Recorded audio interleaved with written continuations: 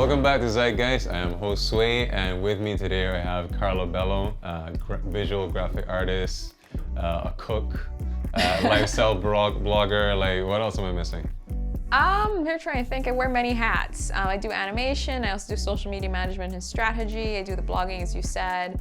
Some graphic design, some animation, a little bit of everything. Yeah, like a full jack of all trades, like woman of many talents.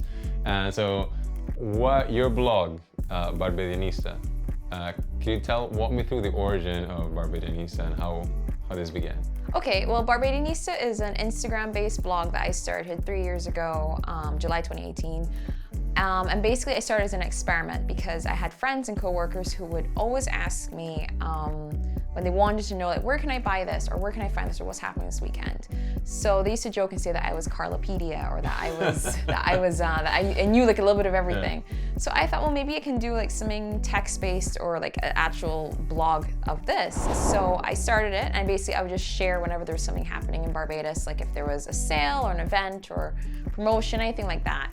And then it grew from that into me wanting to put like my own voice or my own spin on it. So I would then do like product reviews of things from local brands or stores. I would do reviews of my visits to attractions or restaurants, stuff like that. And basically just trying to show things to see and do and buy in Barbados from a local perspective. That's lovely, that's lovely. Yeah, thank so you. Like, how important do you find is that the artistic voice and message now, especially for young people?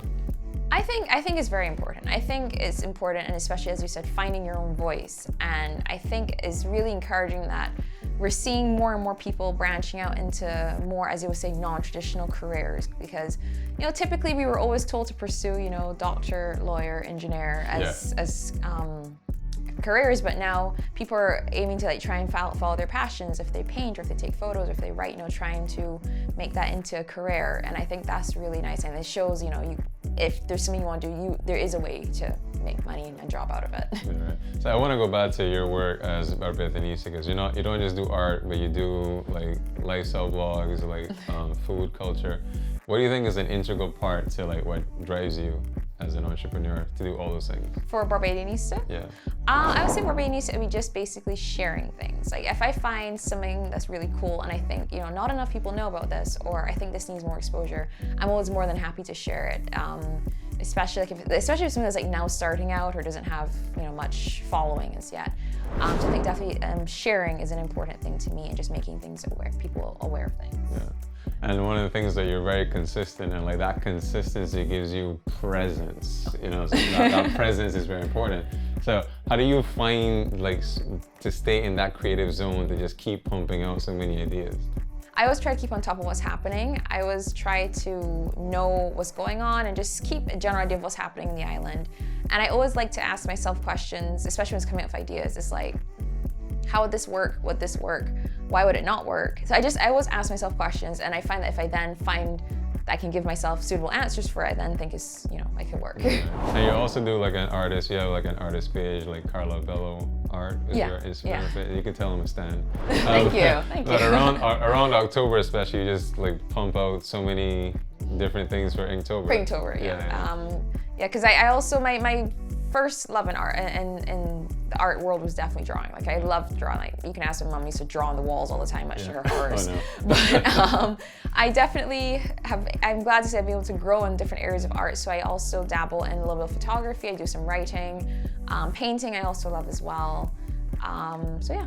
Yeah, and your crafts, because I remember you started a thing called bimspire. Yes. Could you tell us about that and how that came about? Okay, well, bimspire falls under the Barbadianista umbrella, so to speak. And basically, I love making things. I love crafting, I love making, sewing, stitching, everything. So I wanted to combine my love for that and for DIY projects with Barbadianista. So I then created bimspire, which is under Barbadianista, and I do things like I have some stickers I've designed. I make these Trident printed scrunchies, catnip toys, all bits and pieces that I normally make. Yeah. So where can they can find these under your Barbadinista? Yes, you can purchase them from me directly. I have them in a couple stores in Barbados as well as a cafe, and they're all on my blog, and then you can just always order from me directly. That's what I'm gonna go look out for. So I want to ask you something else on your Sure. perspective, seeing this locally, the entrepreneurship field. How have you found like stepping into that? Like any hurdles that you found, and how have you come across them? Okay, well, I would definitely say that as an entrepreneur in Barbados, one hurdle for me, one obstacle was definitely information. Because if you decide, okay, I want to be an entrepreneur, you might not know exactly where to begin. Like, do you need to register a business name? Do you need to open a bank account? Do you need to have like certain documents? Like, so you don't know exactly where to start with that. So I think that was definitely a difficult area. I'm happy to report that I did actually finish a course with the Youth Entrepreneurship Scheme, and they give you everything. They give you all the information you need, and I would definitely recommend to any entrepreneur that's looking to start but not quite sure where to go. Definitely check out the Youth Entrepreneurship Scheme. They have an entrepreneurial development training program, and that I found really helped me with getting information.